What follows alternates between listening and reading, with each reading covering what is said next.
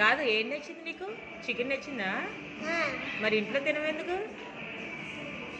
చాలా టేస్టీగా ఇష్టం లేదు కదా, అందుకే. ఎక్కడ? ఇంట్లోనా? టేస్టీగా ఉంటుందా? బాగుండదు. ఈసారి ఇంట్లో నేను కూడా ఇలా చేస్తాను, తింటావా? నీకు రావు కదా,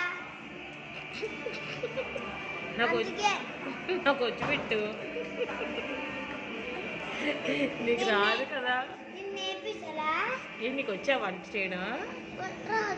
మరి నువ్వెలా నేర్పిస్తా నాకు?